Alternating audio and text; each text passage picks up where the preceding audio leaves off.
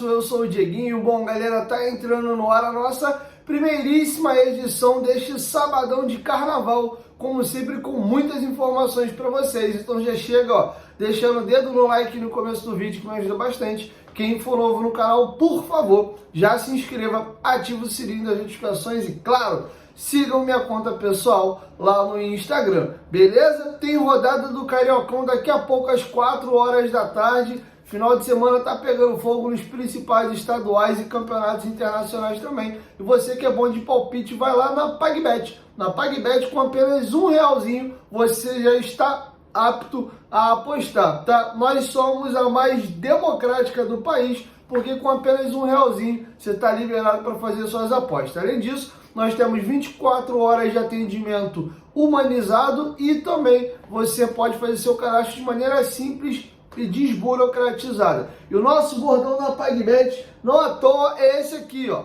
Acertou, tá pago, via a agilidade das transferências da PagBet, já que os nossos pagamentos são feitos através de Pix. Então corre lá na PagBet para você poder se divertir. É mais uma indicação de bet que a gente traz para vocês aqui na PagBet. Essa eu confio, essa eu garanto. Parceiro nosso aqui do canal já no tempão. Corre lá, mas tem que ser no link que tá aqui no primeiro comentário fixado do vídeo, beleza? Dito isso, galera, vamos às informações. Primeiro, vamos atualizar, aproveitando que eu falei aí da PagBet, o Cariocão. O Vasco se assegurou finalizado a 7ª rodada dentro do G4, porque ontem Boa Vista e Portuguesa se enfrentaram no estádio do Boa Vista. O jogo acabou 2-2. Com isso, o Vasco ficou no G4, tá? E a classificação, que inclusive está passando para vocês aí na tela, ficou da seguinte maneira: Fluminense 17 pontos, Nova Iguaçu 14 pontos é o segundo, terceiro colocado é o Flamengo com 12,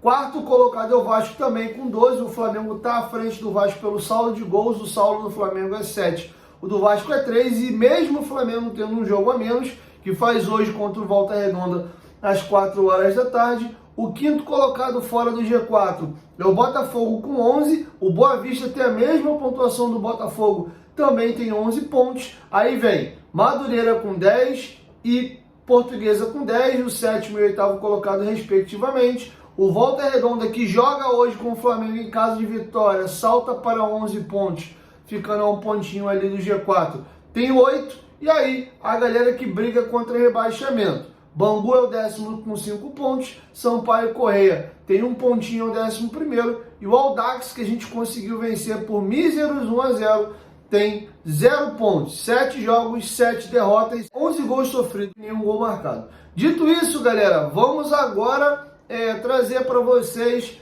a seguinte situação. Falando aí de campeonatos, Copa do Brasil, está definido a data e o horário, e o local também. O Vasco vai enfrentar o Marcílio Dias lá em Santa Catarina, em Itajaí, no dia 27 de fevereiro, tá? Hoje é dia 10, ou seja, daqui a 17 dias, sem ser daqui a 3 terça-feiras, para ficar mais exatos. Daqui a 2 terça-feiras, desculpa, para ser mais exato, o Vasco vai estar enfrentando a equipe do Marcílio Dias, tá? O jogo é às 9h30 da noite, é confronto único, o Vasco classifica, vencendo ou empatando. O Marcílio Dias, que é o mandante, só se classifica caso vença a partida. Transmissão. A transmissão do jogo será feita pelo Premier e também pelo Sport TV. Beleza? Tá feito o recado. Copa do Brasil, Vasco e Marcílio Dias, dia 27/2, 9h30 da noite, em Santa Catarina, Itajaí, com transmissão do Sport TV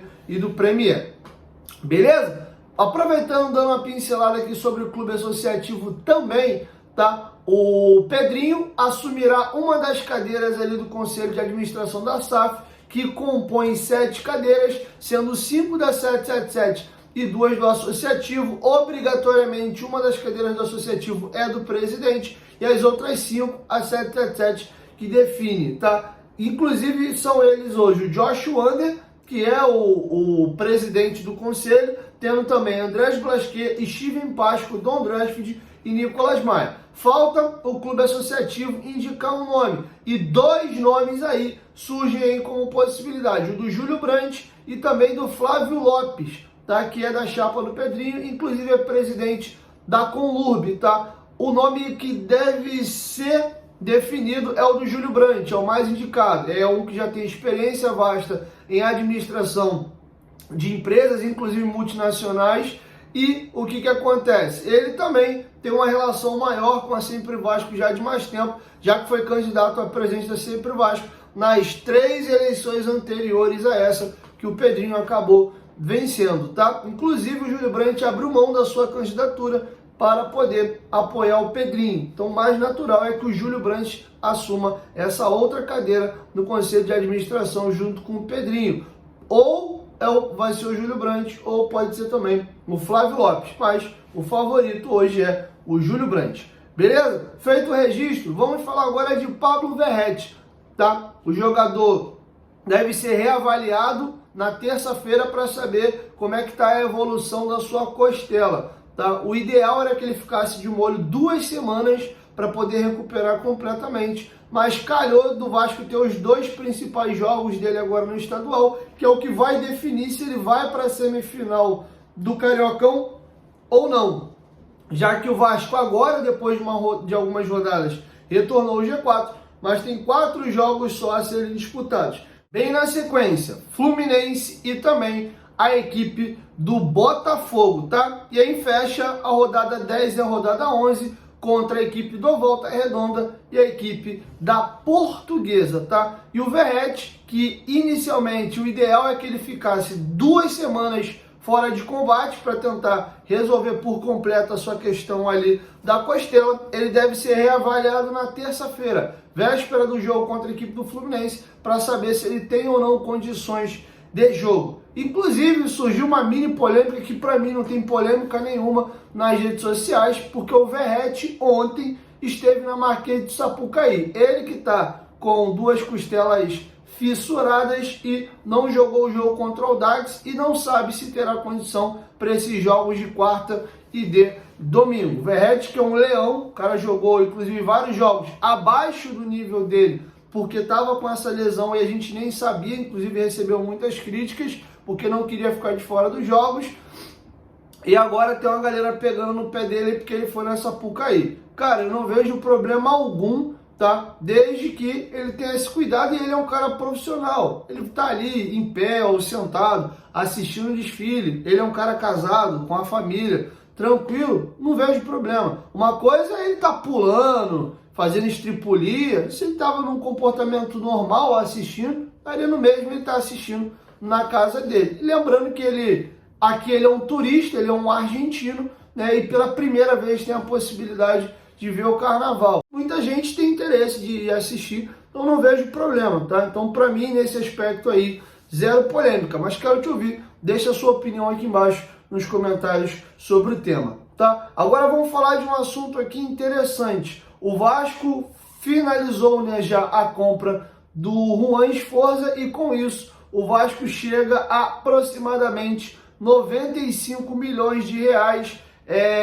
de investimento na atual temporada em aquisição de jogadores, seja comprando em definitivo ou gastando para conseguir os jogadores por empréstimo, tá? Tem 3 equipes aí à frente do Vasco, o Flamengo, o Corinthians também gastaram mais que o Vasco. Tem mais uma equipe agora que eu estou tentando puxar na memória, já eu lembro, mas eu sei que o Corinthians é o líder, o Flamengo é o segundo, o Vasco é o quarto. Tem uma equipe no meio aí que já eu puxo na memória aqui qual é, tá? E eu vou trazer para vocês quais foram os gastos para somar esse montante. O Vasco gastou 26,7 milhões na compra do Adson, o Vasco pagou 5 milhões de euros por ele. O João Vitor foi a contratação mais cara do Vasco até aqui, foram 6 milhões de euros, 32 milhões de reais. O Esforza, 5 milhões de dólares, 24,8 milhões de reais.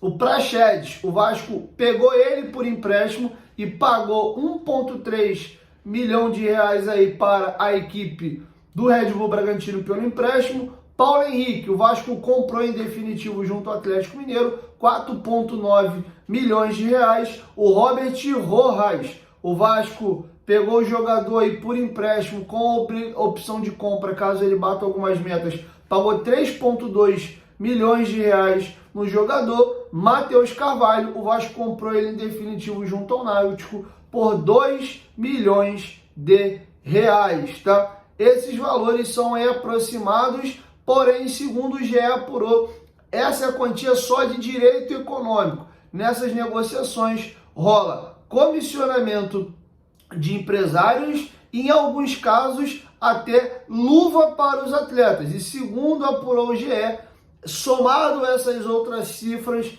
esses valores devem bater similar já à casa de 120 milhões de reais. O Vasco está próximo de ultrapassar o investimento que foi feito na primeira janela do ano passado, tá? Acho que o Vasco atacou algumas posições aqui até interessantes, mas o mais importante, o mais decisivo, está faltando ainda, que é o terço final do campo, né? Os pontas, o Adson, uma boa contratação, tem o Pedro Henrique aí que está negociando junto ao Inter, que está bem encaminhado, mas um reserva para o Verratti ainda não temos, e também profundidade de elenco, um titular na ponta esquerda e profundidade de elenco aí para os reservas do Adson e do jogador ainda que vai chegar para ser o ponta esquerda ali, que não é o David, tá? Então é isso, essa é a atualização da janela de transferências do Vasco da Gama. Acha que o dinheiro foi bem investido, não foi? Quero te ouvir, deixa a sua opinião aqui embaixo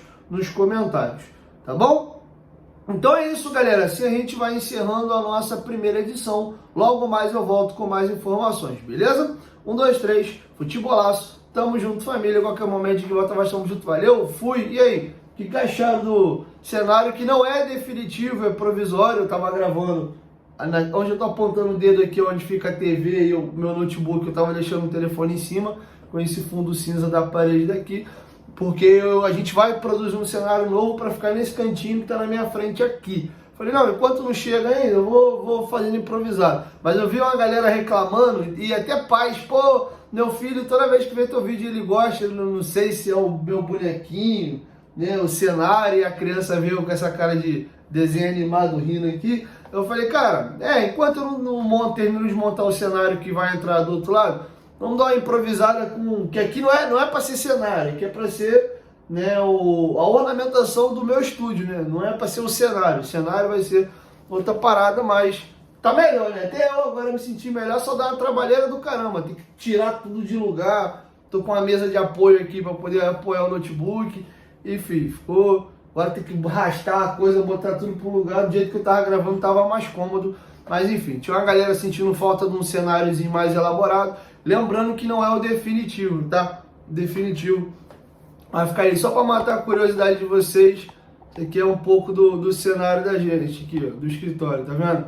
Minhas paradinhas de basquete lá em cima, tem Toy Story também, tem algumas coisas do Vasco. Aquele negócio do CT ali que ficava no cenário antigo, aqui foi um presente que eu recebi da reserva. Eu estive em São Januário essa semana e recebi esse presente bem legal aqui, ó, da rapaziada da Força Jovem, lá do Ceará. Então, enfim, só para aqui é a TV, né, que eu assisto, e o notebook ficava ali, eu apoiava para gravar para vocês, tá bom? Então é isso, devagarinho as coisas vão voltando pro lugar. Lembrando que eu me mudei recentemente, então leva um tempo pra gente conseguir encaixar tudo no lugar direitinho, valeu? Tamo junto e mais tarde a gente conversa aí, que ontem teve umas mensagens meio mal criadas no último vídeo, a gente conversa depois, valeu? Tamo junto.